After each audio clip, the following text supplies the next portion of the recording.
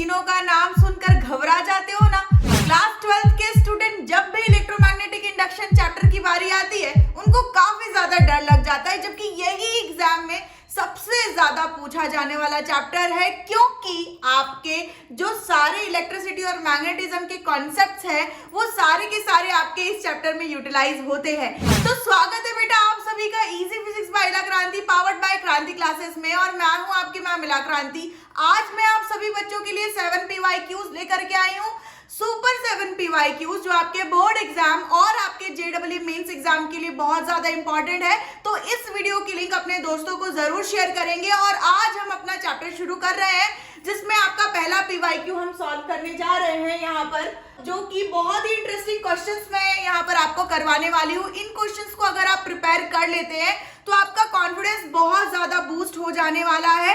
मैं आपको चैलेंज दे सकती हूँ कि इसके बाद, इस लेक्चर को अटेंड करने के बाद आपके सारे क्वेश्चंस जो है सॉल्व होने जरूर शुरू हो जाएंगे और आपके एग्जाम में जो क्वेश्चन आएंगे वो आपका एग्जाम बहुत अच्छा जाने वाला है। 100% श्योर आपका एग्जाम बहुत अच्छा जाएगा। तो इस लेक्चर को मिस नहीं करना, शुरू से लेकर आखिरी तक जरूर देखना।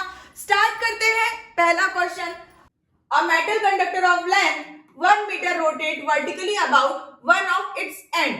तो यहाँ पर एक मेटल का कंडक्टर लेना है हम लोगों को। ये जो मेटल का कंडक्टर है, ये लेंथ इसका 1 मीटर आपको क्वेश्चन में गिवन है, और इस मेटल के कंडक्टर को क्या किया जा रहा है, रोटेट्स वर्टिकली। अब आप समझिएगा, मैग्नेटिज्म के साथ साथ आपको यहाँ पर रोटेशनल का भी कॉन्सेप्ट आ गया है। ओके चलो, तो अगर हम इसको क्या करेंगे, यूं इस तरीके से वर्टिकली क्या करेंगे, रोटेट करेंगे। ठीक है, इसके बाद नेक्स्ट क्या बोल रहा है, at angular velocity omega is equals to 5 radian per second. तो आपको यहाँ पर एंगुलर वेलोसिटी गिवन है कितना, 5 रेडियन पर सेकेंड। ठीक है, अच्छा इसके बाद इफ द, यहां से समझना क्वेश्चन को ब्रेक डाउन करके समझना। If the horizontal component of earth magnetism field is 0.2 into 10 to the power -4 Tesla, मतलब कि आपको यहाँ पर मैग्नेटिक फील्ड B की वैल्यू गिवन है 0.2 into 10 की power -4 Tesla. Okay, then the EMF developed between the two ends of conductor। इन दोनों ends के बीच में कितना कंडक्टर में EMF इंड्यूस्ड होगा, ये हम लोगों को फाइंड आउट करना है। और यहाँ पे लेंथ भी हम लोगों को गिवन है 1 मीटर। तो सबसे पहले आप समझ लो कि क्या आपको गिवन है और फाइंड आउट क्या करना है। यहाँ पर जब हम इस रॉड को, इस मेटल कंडक्टर को अगर क्या कर रहे हैं, रोटेट कर रहे हैं, तो इसके लिए EMF का अगर हम यहाँ पर इक्वेशन देखें तो इस रोटेटिंग रॉड के लिए, रोटेटिंग कंडक्टर के लिए जो EMF का इक्वेशन होता है वो होगा आपका 1/2 B ओमेगा L स्क्वायर। तो आपको इस कॉन्सेप्ट को यहाँ पे याद रखना होगा कि भाई जब हम इस तरीके से मैग्नेटिज्म में रोटेशन का कॉन्सेप्ट जब मर्ज होता है तो एक रोटेशनल मोशनल EMF का जो फॉर्मूला है वो क्या होता है। तो यहाँ पे हम मोशनल EMF का फॉर्मूला यूज कर रहे हैं। सिंपली हम लोगों को यहाँ पे वैल्यूज को पुट करना है, और ये जैसे ही हम वैल्यूज पुट करेंगे देखते हैं क्या आता है हमारा रिजल्ट। जब तक आप भी एक बार जल्दी से कमेंट सेक्शन में लिखकर डालिएगा आंसर क्या होगा इसका। ये हो जाएगा आपका 1/2 B की वैल्यू आपको पुट करनी है 0.2 into 10 की पावर -4, और ओमेगा की वैल्यू आपको 5 रेडियन, और लेंथ आपको 1 गिवन है, 1 मीटर गिवन है आपको, इसका स्क्वायर हम लोगों ने कर दिया। अब बेटा इसको सॉल्व करोगे तो क्या होगा, यहाँ पर आप 0.2 into 5 अगर करेंगे तो 1 हो जाएगा। ठीक है, 1 हो जाएगा, और फिर अगेन हम लोगों का 1/2 into 10 to the power -4 से हमारा रिमेनिंग होगा। यहाँ पे इसको सॉल्व कर लो, क्या आ जाएगा आगे आप लोगों का, motional EMF is equals to 1/2 into 10 की पावर -4 ही रह जाएगा। राइट, अब देखो आप देख सकते हैं ऑप्शन में हम लोगों को माइक्रोवोल्ट में गिवन था, तो इसको हम कन्वर्ट कर सकते हैं कैसे, ये हम कर देंगे 100 into 10 की पावर -6। समझ पा रहे हो, कैलकुलेशन बस है, यहाँ पर कुछ भी नहीं है इस क्वेश्चन में। और इंपॉर्टेंट क्वेश्चन है, यहाँ पे क्या हो जाएगा 50, तो ये हो जाएगा आपका 50 माइक्रोवोल्ट हम लिख लेंगे। मोशनल EMF की वैल्यू हम लोगों को फाइंड आउट हो चुकी है जो हम लोगों को फाइंड आउट करना था। अब देखते हैं ऑप्शन में तो हमारा कौन सा ऑप्शन यहाँ पर करेक्ट होगा। तो 5 माइक्रोवोल्ट, 50 माइक्रोवोल्ट, 5 मिलीवोल्ट, तो ये आपका 50 माइक्रोवोल्ट ऑप्शन बी आपका करेक्ट ऑप्शन होगा। बेटा एक बार फिर से मैं क्विकली एक्सप्लेन कर रही हूँ, समझना। यहाँ पर मेटल कंडक्टर हम लोगों को दिया हुआ था, इसको हम लोगों को वर्टिकली रोटेट करना था इस तरीके से, राइट। अब इसके लिए हम लोगों को ओमेगा वेलोसिटी की वैल्यू गिवन है, आपकी जो है क्या rotational velocity 5 radian per second. इसके अलावा हम लोगों को यहाँ पर मैग्नेटिक फील्ड गिवन था, लेंथ गिवन था इस रॉड का। क्या किया हम लोगों ने यहाँ पर मोशनल ईएमएफ का इक्वेशन यूज किया है 1/2 b ओमेगा एल स्क्वायर। यहाँ पर हम लोगों ने वैल्यूज पुट करी है, वैल्यूज पुट किया, कैलकुलेट किया। कैलकुलेशन में ध्यान रखना है कि यहाँ पर 10 के पावर्स में गलती नहीं करना है। कई बार बच्चे जो है 5 माइक्रोवोल्ट यहाँ पर आंसर टिक कर जाते हैं, ये मिस्टेक आप लोगों को बिल्कुल भी नहीं करनी है। ऑप्शन में हम लोगों ने देखा तो बी ऑप्शन हमारा करेक्ट आंसर हो गया। ओके चलो, आई होप कि आप लोगों को समझ आया होगा। नेक्स्ट क्वेश्चन की तरफ आगे बढ़ते हैं। अगला क्वेश्चन, यहां पर आप समझिएगा कि आप लोगों को डायरेक्शन याद रहना बहुत जरूरी है। कि आप लोगों को इस क्वेश्चन में आप देख पा रहे हैं मैग्नेटिक फील्ड दिया हुआ है और एक फ्रेम दिया हुआ है, स्क्वायर फ्रेम, जो कि मूव कर रहा है टुवर्ड्स राइट डायरेक्शन। आपको डायरेक्शन याद रखना होगा कि क्रॉस मतलब कि मैग्नेटिक फील्ड का डायरेक्शन अंदर की तरफ रिप्रेजेंट कर रहा है, और ये जो फ्रेम है राइट डायरेक्शन में अगर यहाँ पर मूव कर रहा है, इसका मतलब जो है यहाँ पर आपका मैग्नेटिक फील्ड एंड जो वेलोसिटी है इनके बीच का जो एंगल है थीटा, ये क्या होगा आपका 90 डिग्री, एक दूसरे के परपेंडिकुलर डायरेक्शंस है। इसके बाद हम लोगों को यहाँ पे क्या गिवन है, क्वेश्चन को एक बार समझते हैं। Conducting square loop of side L. अच्छा, इसके जो साइड है आपको यहाँ पर एल गिवन है। अब इसका रेजिस्टेंस आपको कैपिटल आर गिवन है। moves in its plane with a uniform velocity v perpendicular to one of its side। तो ये हमको डायग्राम से ही समझ आ रहा था, तो हमने इस चीज को पहले ही अंडरस्टैंड कर लिया। इसके बाद क्या बोल रहा है कि magnetic induction b constant in time and space. यहाँ पर जो मैग्नेटिक इंडक्शन हो रहा है, मैग्नेटिक फील्ड जो है वो फिक्स्ड वैल्यू है, इसकी वैल्यू चेंज नहीं हो रही है, ये वैल्यू हमारी क्या हो गई फिक्स। अब आप समझिएगा कि यहाँ पर अगर ईएमएफ का क्वेश्चन है ये, और अगर यहाँ पर जो है मैग्नेटिक फील्ड जो है वो फिक्स दे दिया गया है, इसका मतलब चेंज क्या हो रहा है, तो इसका मतलब फ्रेम का एरिया चेंज हो रहा है, राइट। उसके बाद इसमें है pointing perpendicular and it into the plane of the loop exists everywhere with half the loop। समझिएगा ध्यान से, with half the loop outside, मतलब कि जो हमने स्क्वायर लूप लिया है उसका जो आधा है वो कहां पर है, आउटसाइड में है। मतलब कि पूरा का पूरा लूप जो है आपका मैग्नेटिक फील्ड में प्रेजेंट नहीं है। तो समझना बात को ध्यान से कि जितना एरिया प्रेजेंट है सिर्फ उसी की वजह से आप लोगों का यहाँ पर ईएमएफ इंड्यूस्ड होगा, ठीक है। तो हम लोगों को यहाँ पर इंड्यूस्ड ईएमएफ फाइंड आउट करना है, 2002 का क्वेश्चन है और 4 ऑप्शंस आपको गिवन है। अगर आप डायरेक्शन का ध्यान नहीं रखोगे तो आप गड़बड़ी कर दोगे और आपकी वैल्यू 0 आ जाएगी, जबकि 0 आंसर इसका नहीं होने वाला है, राइट। अब इंड्यूस्ड ईएमएफ के लिए क्या होगा, induced EMF BLV sin theta, right. BLV sin theta हमारा होता है। अब हम लोग अगर मान लो कि यहाँ पर इसको नेम दे देते हैं A, B, C और D। अगर हम लोगों ने यहाँ पर इस फ्रेम को नाम दे दिया है तो आप देख पा रहे हैं कि बी और सी वाला जो साइड है जिसका लेंथ एल है, तो इसकी वजह से कोई भी इंड्यूस्ड ईएमएफ नहीं होगा, तो इसकी वजह से इंड्यूस्ड ईएमएफ क्या होगा आपका 0 होगा, राइट। इसके बाद अगर हम बात करें ए बी, ठीक है, और सी डी की, पहले लिख लेते हैं हम यहाँ पर कि बी सी की वजह से, बी सी लेंथ की वजह से जो इंड्यूस्ड ईएमएफ है वो हमारा हो गया क्या 0।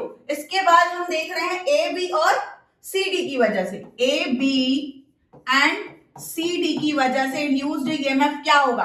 तो यहां पर अब डायरेक्शन की बात आ जा रही है। अब समझना ध्यान से कि मैग्नेटिक फील्ड अंदर की तरफ है ना, और आपका जो वेलोसिटी है यूं इस तरीके से राइट टुवर्ड डायरेक्शन में आपका जा रहा है, ठीक है। अच्छा, ये जो लेंथ है आपका बिल्कुल इसी डायरेक्शन में है यहाँ पर, तो यहाँ पर किसी भी तरीके से फ्लक्स जो है वो लिंक नहीं होगा, फ्लक्स लिंकेज नहीं होगा।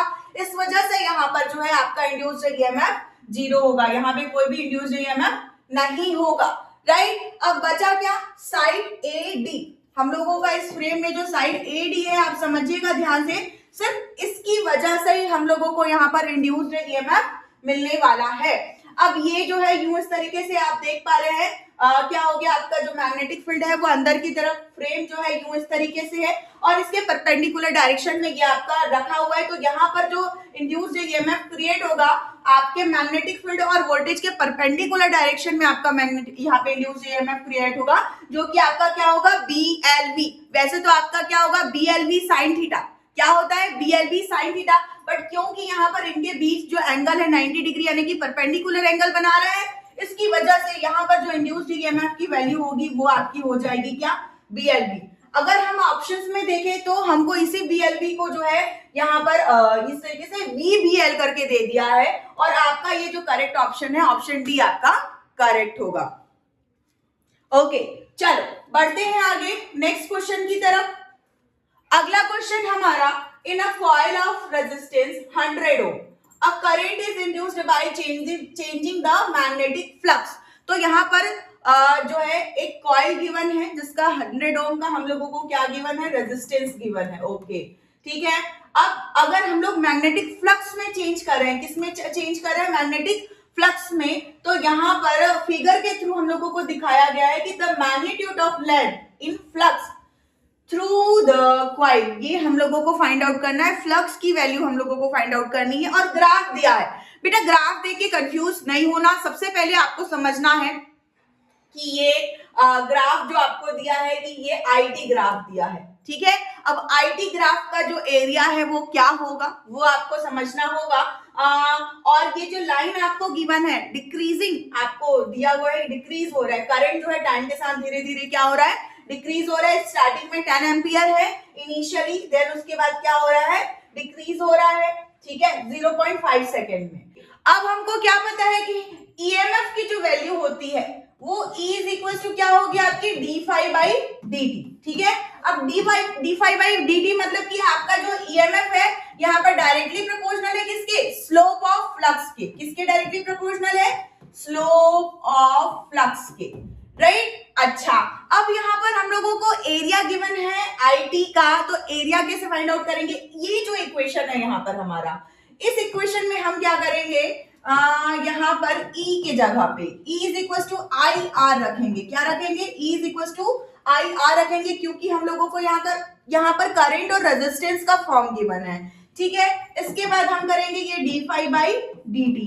इसके बाद क्योंकि हम लोगों को यहाँ पर I और T का यहाँ पर क्या ग्राफ गिवन है, तो हम कर क्या सकते हैं, यहाँ पर हम इसको ट्रांसफर कर सकते हैं यूं इस डायरेक्शन में, और इसको हम लिख सकते हैं क्या, d phi is equal to IR dt, right. अब हमको नेक्स्ट, क्योंकि हमको ये स्लोप गिवन है यूं इस तरीके से I dt का, R तो कांस्टेंट वैल्यू है, फिक्स्ड वैल्यू, R की वैल्यू 100 हम लोगों को गिवन है, ठीक है। इसको हम क्या करेंगे, दोनों साइड में इंटीग्रेट करेंगे और इंटीग्रेट करके हम यूं इस तरीके से लिख सकते हैं क्या, ये हो जाएगा आपका ये d फाई और यहाँ पर हो गया R और ये हो गया I dt, और यहाँ पर भी हम लोगों ने लगा दिया इंटीग्रेशन का साइन, और टाइम की वैल्यू हम लोगों को 0 से लेकर के 0.5 सेकेंड ऑलरेडी गिवन है, ठीक है। रेंज हम लोगों को गिवन है, ये वाला जो पार्ट है आपका ये हो गया क्या, एरिया अंडर IT ग्राफ, ठीक है, करंट और टाइम ग्राफ, ये आपका हो गया, ठीक। अब यहाँ पर हम लोगों ने लिख लिया क्या, लेफ्ट साइड में 5, ठीक है, R की वैल्यू हम लोगों को गिवन है 100। अब ये जो पार्ट है एरिया अंडर IT ग्राफ, ये क्या हो जाएगा हमारा, तो क्योंकि हमारा जो ग्राफ दिया था ट्राइंगल हम लोगों का दिया था यूं इस तरीके से, और यहाँ पर 10 और यहाँ पर हो गया आपका क्या 0.5, तो यहाँ पर एरिया का जो है हम इसके लिए ट्राइंगल का फॉर्मूला लगा लेंगे, 1/2 इंटू क्या हो जाएगा, हाइट आपकी गिवन है क्या यहाँ पर 10 हो जाएगी, और बेस आपका क्या हो गया 0.5। तो ये आपको एरिया अंडर IT ग्राफ के लिए यहाँ पर ये फॉर्मूला आपको यूज करना है। अब इसको कर लेना है सॉल्व, और हम लोगों को मिल जाएगी फ्लक्स की वैल्यू जो हम लोगों को कैलकुलेट करनी थी। इसको कैसे सॉल्व कर सकते हैं, तो अगर हम इसको मल्टीप्लाई करेंगे तो ये क्या हो जाएगा आपका 5, ओके, 5/2 2.5, 2.5 इंटू 100 कितना हो जाएगा, तो 100 इंटू 2.5 आपका हो जाएगा 250, ठीक है। तो 250 वेबर, ये आपका फ्लक्स का वैल्यू मिल गया, जो वैल्यू आपको फाइंड आउट करनी थी, और ऑप्शंस में हम देख लेते हैं यहाँ पर, तो ओके, सो बी ऑप्शन हमारे को यहाँ पे दिख रहा है, फ्लक्स थ्रू द कॉइल, जो हम लोगों को फाइंड आउट करना था 250 वेबर आपका जो है करेक्ट आंसर हो जाएगा। ओके चलो नेक्स्ट क्वेश्चन देख लेते हैं। फोर्थ क्वेश्चन हम कर रहे हैं यहाँ पर। क्वेश्चन में हम लोगों को क्या गिवन है, 2024 का क्वेश्चन है, a coil of 200 turn and area 0.2 metre square is rotated at half revolution per second. अब समझना यहाँ पे कि यहाँ पर हम लोगों को कॉइल गिवन है और यहाँ पर रोटेशन भी आ गया है। रोटेशन मतलब एसी, ठीक है, मैग्नेटिज्म में जब भी रोटेशन आ गया मतलब कि आपको एसी के बारे में यहाँ पर पूछ रहा है, and is placed in uniform magnetic field of 0.01 Tesla perpendicular to the axis of rotation of the coil। अब यहाँ पर जिस एक्सिस के अलोंग रोटेशन हो रहा है उसके परपेंडिकुलर डायरेक्शन में आप लोगों को यहाँ पर बीटा की वैल्यू गिवन है, ये आपको क्या दिया हुआ है, एरिया दिया हुआ है, और ये आपको क्या दिया हुआ है, नंबर ऑफ टर्न्स, मतलब NAB, ठीक है। NAB से रिलेटेड आपको फॉर्मूला अगर याद होगा तो आपको ये क्वेश्चन बहुत जो है समझ आ चुका होगा अभी तक के। आगे हम पढ़ते हैं कि the maximum voltage generated in the coil is 2 pi by beta volt, the value of beta is, तो यहाँ पर जो वोल्टेज इंड्यूस हो रहा है, ईएमएफ जो इंड्यूस हो रहा है, उसकी मैक्सिमम वैल्यू आपको 2 पाई बाय बीटा गिवन है, जिसमें बीटा की वैल्यू आपको फाइंड आउट करना है।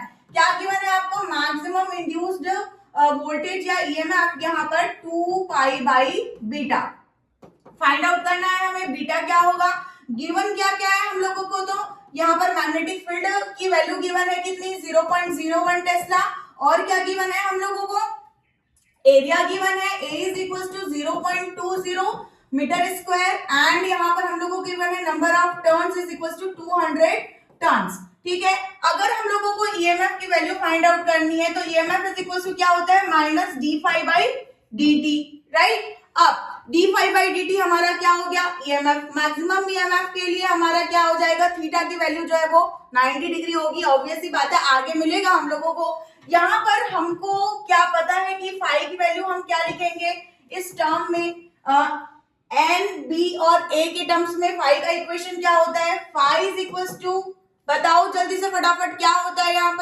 यहाँ पे फाई इज इक्वल टू हम लिखेंगे एन बी ए साइन थीटा या कॉस थीटा, क्विकली बताओ क्या होगा, फ्लक्स का वैल्यू यहाँ पर साइन थीटा या कॉस थीटा।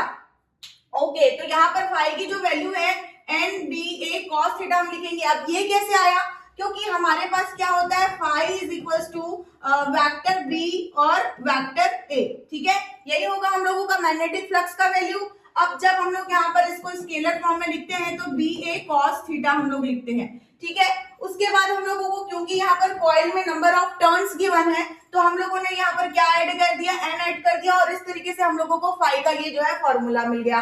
अब यहाँ पर हम लोगों को क्योंकि ईएमएफ निकालना है तो इस इक्वेशन को हम लोग यहाँ पर पुट कर सकते हैं, ठीक है। चलो करते हैं पुट, यहाँ पर पुट करेंगे तो क्या हो जाएगा, मैक्सिमम ईएमएफ के लिए E is equal to minus d5 by d2, phi की जगह हम लोग रखेंगे क्या, N B A cos theta, ठीक है।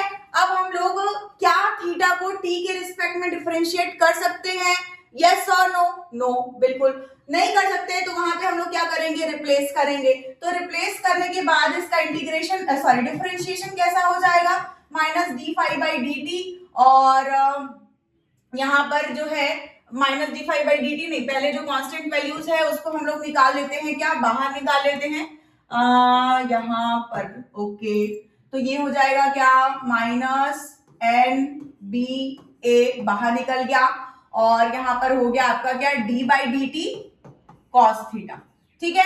अब किस तरीके से करेंगे, तो यहाँ पर हम रिप्लेस करके करेंगे इसको, कॉस थीटा की जो वैल्यू है, अच्छा कॉस थीटा का डिफरेंशिएशन हो जाएगा क्या, साइन थीटा। अब क्योंकि हम लोग थीटा जो है यहाँ पर थीटा को यूं इस तरीके से हम लेंगे जैसा हम लोग डिफरेंशिएशन में सीखते हैं, D theta by D T हमारा हो जाएगा, तो ये पार्ट के लिए हम लोगों को ये जो है वैल्यू मिल गई है।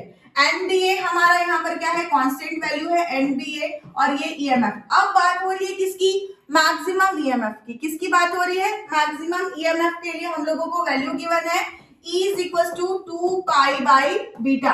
क्या गिवन है, 2 पाई बाई बीटा।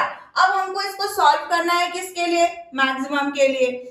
अब मैक्सिमम के लिए सॉल्व करके हम क्या करेंगे, यहाँ पर जो है रिलेट करेंगे। हमको क्या क्या गिवन है, नंबर ऑफ टर्न्स गिवन है हम लोगों को क्या 200। ठीक है, अभी के लिए माइनस साइन को हम इग्नोर करें क्योंकि हमको बीटा की वैल्यू फाइंड आउट करनी है।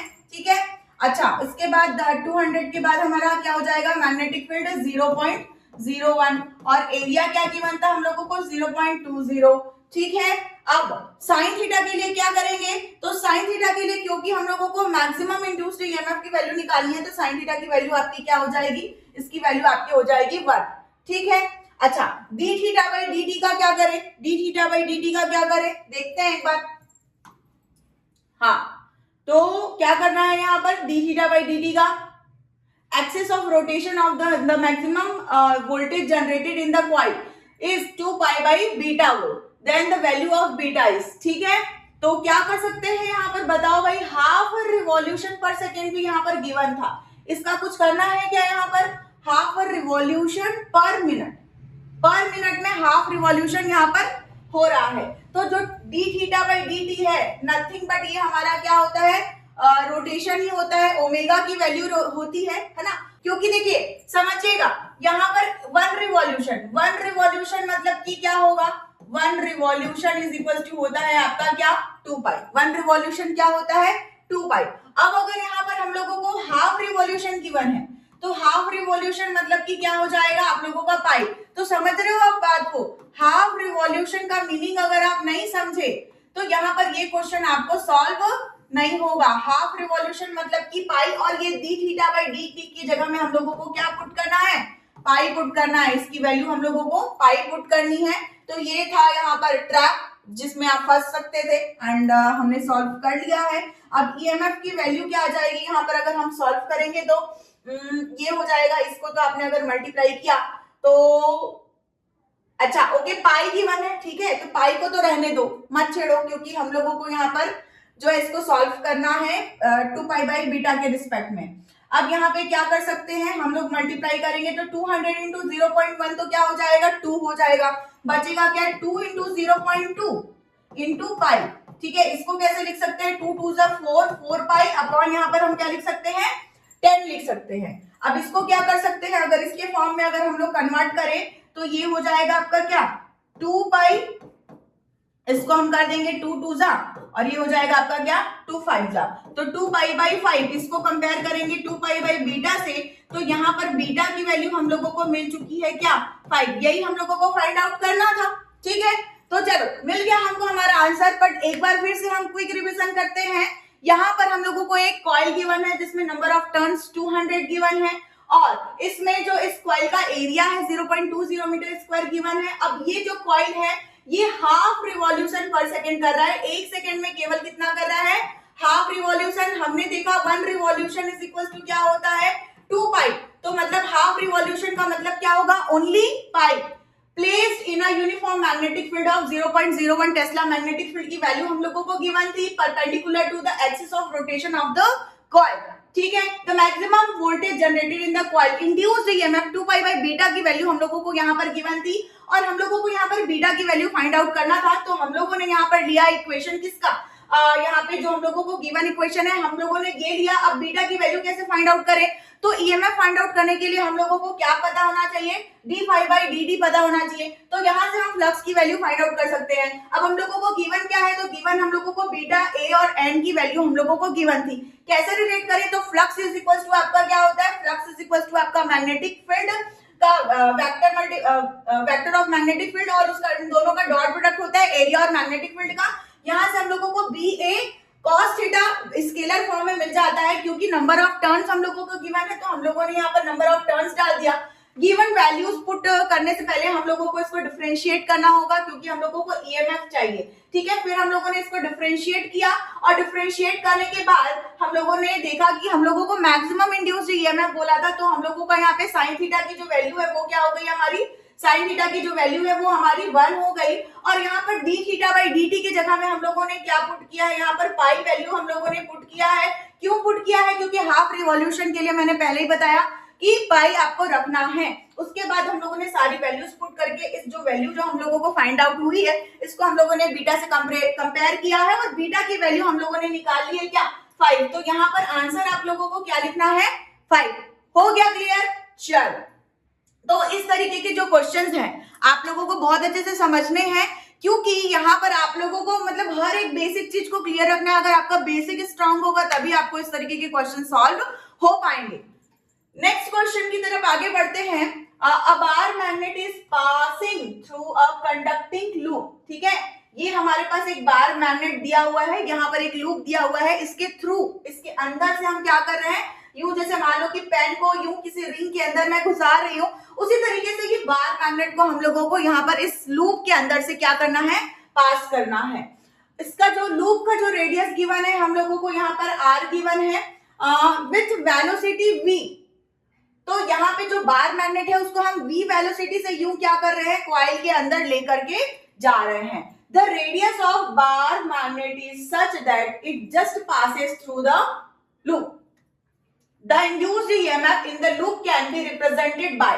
तो हम लोगों को यहाँ पे बोल रहा है कि r रेडियस के मतलब लूप से ये जो मैग्नेट जो है वो पास जब किया जा रहा है, जस्ट पास जब किया जा रहा है, तो उस समय इंड्यूस्ड ईएमएफ की जो वैल्यू है उसको हम लोग इन ग्राफ में से किस तरीके से क्या कर सकते हैं, रिप्रेजेंट कर सकते हैं। ठीक है, तो ऑप्शंस देख करके आप बिल्कुल भी मतलब नर्वस नहीं होना है, आपको घबराना नहीं है, आपको ध्यान से इसको एक एक बार हम लोग समझने की कोशिश करते हैं और इस क्वेश्चन को हम लोग अभी सॉल्व कर लेंगे, फिर आपका कॉन्फिडेंस जो है बिल्कुल बूस्ट हो जाएगा। बहुत सिंपल है, सिर्फ कॉन्सेप्ट है, इसमें सिर्फ कॉन्सेप्ट है।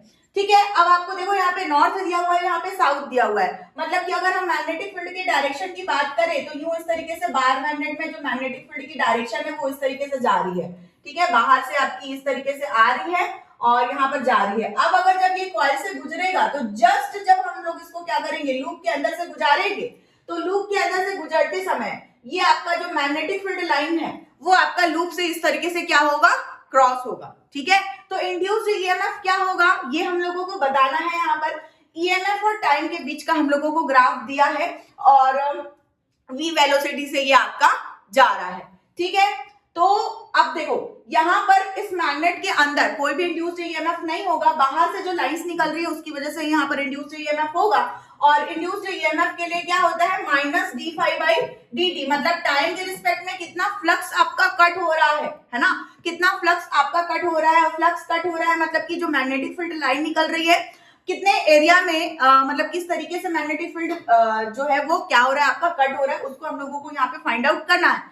मतलब कि जब यहाँ पर एंटर कर रहा है, एंटर करेगा फिर बाहर निकलेगा। ठीक है, तो जब बार मैग्नेट आपका क्या कर रहा है, लूप में एंटर कर रहा है, तो एंटरिंग के केस में आपका क्या होगा, एंटरिंग के केस में आपका क्या होगा, ईएमएफ बढ़ेगा।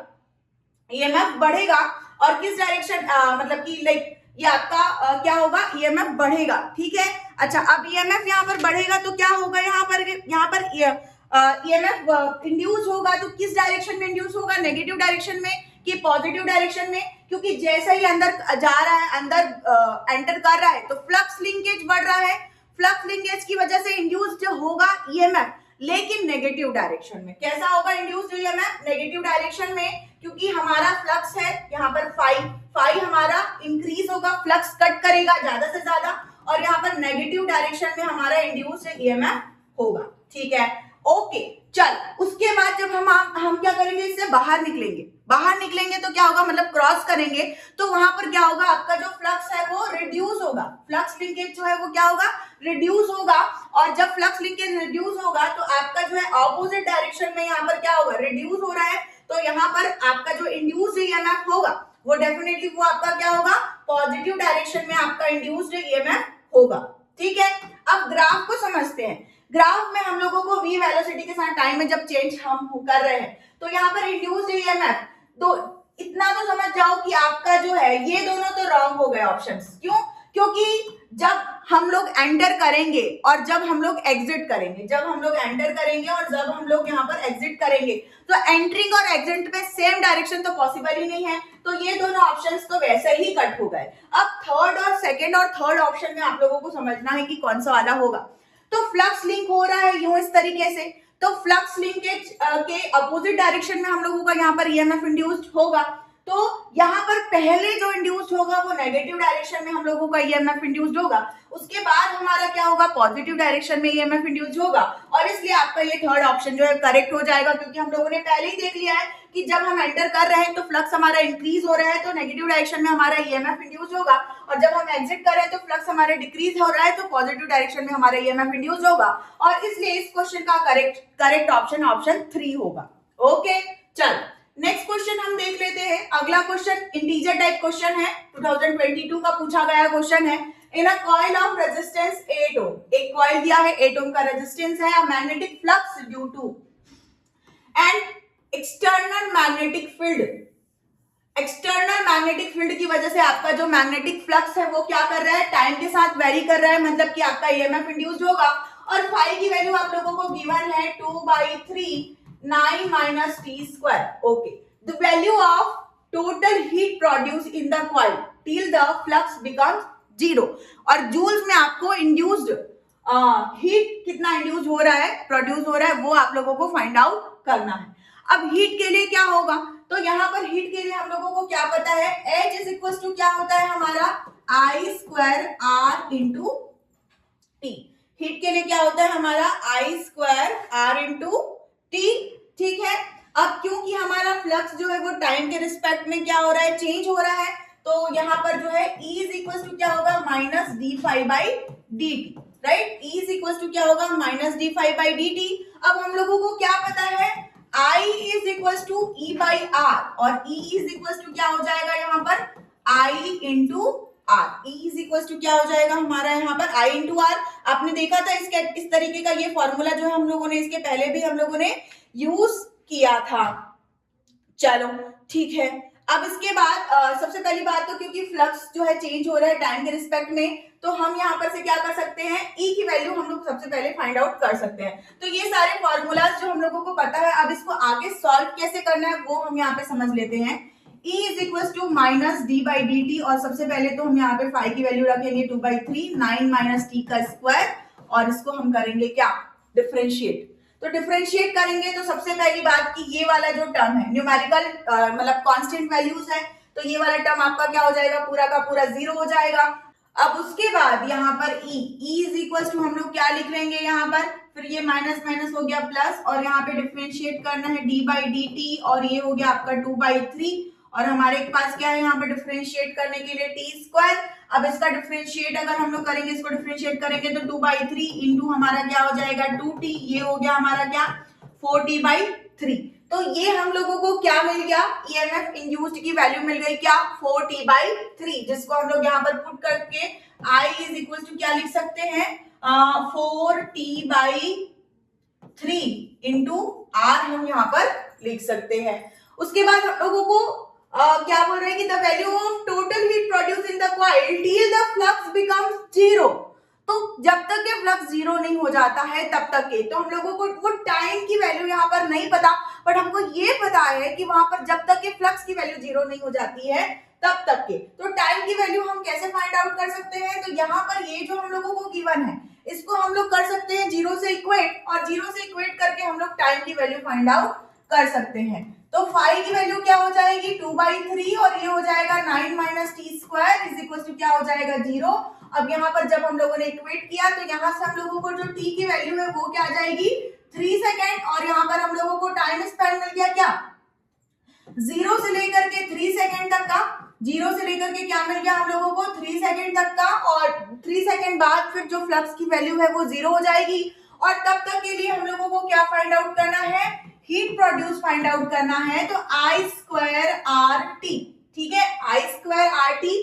टी जो है वो हम लोगों का, हम लोग यहाँ पे क्या कर सकते हैं उस हीट को प्रोड्यूस करने के लिए, तो टाइम वेरी कर रहा है, टाइम वेरी कर रहा है, तो यहाँ पर क्या हो जाएगा 0 से लेकर के 3 सेकेंड तक का ये आपका हो गया, और यहाँ पे हो गया क्या आपका I स्क्वायर इंटू आर, और ये क्या हो गया आपका डी टी, ठीक है dt हम लोग यहाँ पर कर देंगे। टाइम को हम लोगों ने क्या कर दिया यहाँ पर dt डिफरेंशिएट कर दिया, क्योंकि उस थोड़े से समय के में कितना हीट प्रोड्यूस्ड हो रहा है ये हम लोगों को यहाँ पे क्या करना है फाइंड आउट करना है, ठीक है।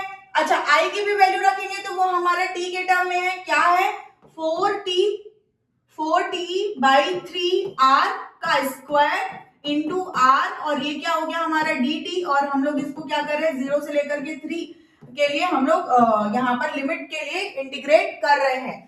तो अब यहाँ पे क्या हो जाएगा हमारा ये जो r है और r जो है वो हमारा कैंसिल हो जाएगा, और यहाँ पे हम लोग को करना क्या है, तो टी स्क्वायर का यहाँ पर हम लोगों को इंटीग्रेशन करना है। सबसे पहले हम लोग यहाँ पर 4 का स्क्वायर और 3 का स्क्वायर 16/9 जो है यहाँ पर बाहर निकाल लेते हैं, एज इज इक्वल टू 16/9, और एक r यहाँ पर रह गया है ना, एक ही कैंसिल हुआ है, तो टी स्क्वायर बचा है। अब टी स्क्वायर बचा है उसको हम लोगों को क्या करना है, यहाँ पर इंटीग्रेट करना है यूं इस तरीके से। तो जब हम लोग इसको इंटीग्रेट करेंगे तो क्या हो जाएगा 16/9r, और टी स्क्वायर का इंटीग्रेशन हमारा हो जाएगा क्या, टी क्यूब बाई 3 हो जाएगा, 0 से लेकर के 3 हमारा यहाँ पर लिमिट हो जाएगा। अब हम लोग करेंगे क्या, तो यहाँ पे t के प्लेस में हम लोग 3 पुट करेंगे, ठीक है, t के प्लेस में 3 पुट करेंगे, और r की वैल्यू हम लोगों को 8 गिवन थी, तो यहाँ तो सबसे पहले r की वैल्यू रख लेते हैं, और ये हम लोगों को वैल्यू गिवन थी क्या 8, ठीक है। चलो अब T cube is equal to क्या हो जाएगा, सॉरी टी क्यूब की जगह 3 रखेंगे तो क्या हो जाएगा 27, तो ये हो गया हमारा क्या 16/9 इंटू 8, और यहाँ पे आ गया क्या 27, नीचे में आपका क्या आ जाएगा, नीचे में आपका 3 ही रहेगा। अब ये हो जाएंगे कैंसल आउट हो जाएंगे, तो क्या हो जाएगा 8 2 जा 16, और ये 9 3 जा 27, और 3 और 3 कैंसल हुआ, आपका जो फाइनल आंसर आ जाएगा वो आ जाएगा क्या 2 जूल। तो यहाँ पे हम लोगों को जो हीट प्रोड्यूस्ड फाइंड आउट करना था कि जब हमारा यहाँ पे क्या हो रहा है, जब हमारा फ्लक्स जो है वो टाइम के रिस्पेक्ट में जब चेंज हो रहा है, उस समय हम लोगों ने यहाँ पर क्या निकाल लिया कि हमारा क्या हीट कितना प्रोड्यूस हुआ, ये हम लोगों ने फाइंड आउट कर लिया, कितना 2 जूल फाइंड आउट कर लिया।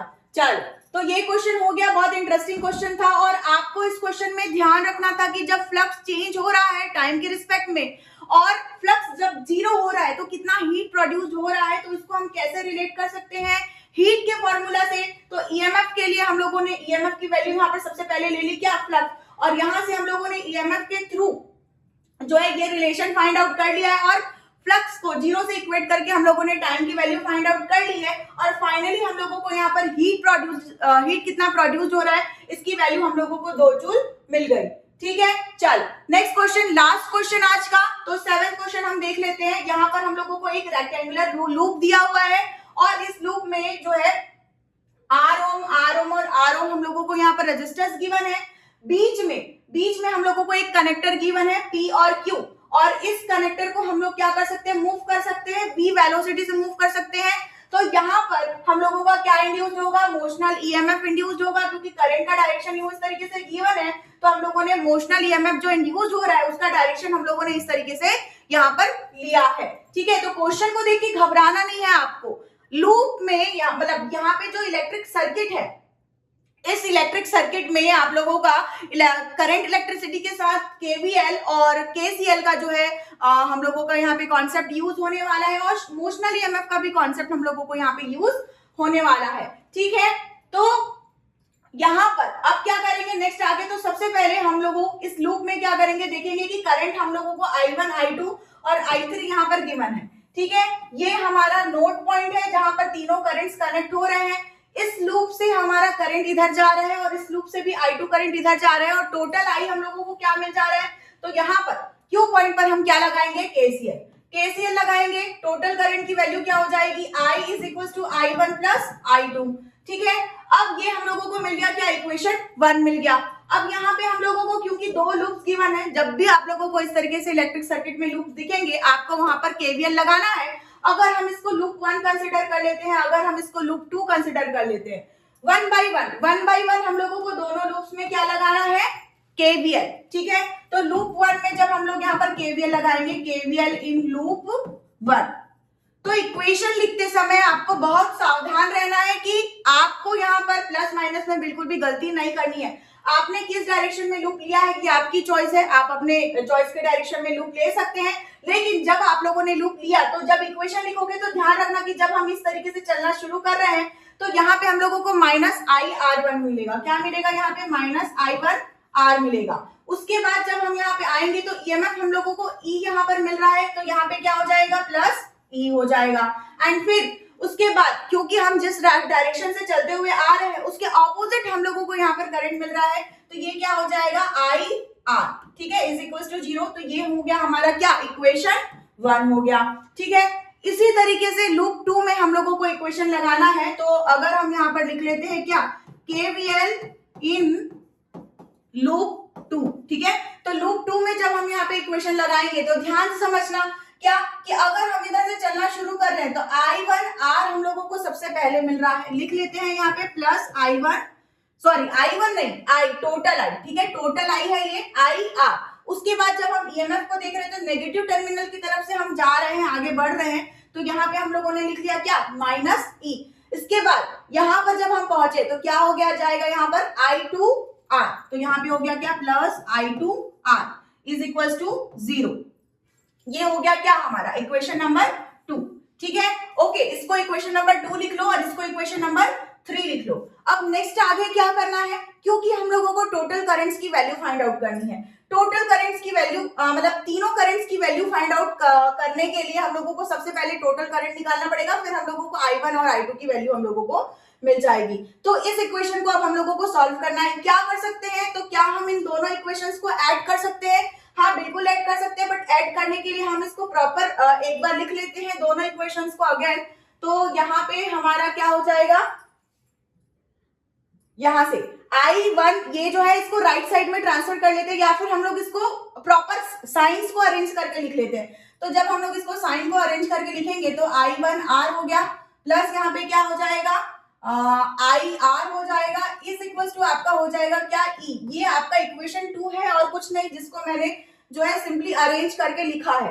नेक्स्ट वाला इक्वेशन आपका IR plus I2R, IR plus I2R is equal to क्या हो गया, E। ये आपका थर्ड इक्वेशन। इन दोनों इक्वेशंस को हम लोगों को क्या करना है, ऐड करना है। तो हम लोगों को यहाँ पे क्या मिल जाएगा, यहाँ पे हम लोगों को मिल जाएगा 2IR प्लस यहाँ पे मिल जाएगा I1R प्लस I2R, और यहाँ पे क्या हो जाएगा 2E, ठीक है। इंड्यूस्ड EMF जो मोशनल EMF इंड्यूस्ड हो रहा है, और यहाँ पर हम क्या कर सकते हैं, आगे R कॉमन निकाल सकते हैं, यहाँ पर R कॉमन निकल जाएगा और ये क्या हो जाएगा I1 प्लस I2, और ये हो गया क्या 2E हो गया, ठीक है। अब इक्वेशन 1 से हम I1 प्लस I2 को क्या लिख सकते हैं, टोटल I लिख सकते हैं, यस ऑफ कोर्स। ये क्या लिख सकते हैं हम, टोटल I।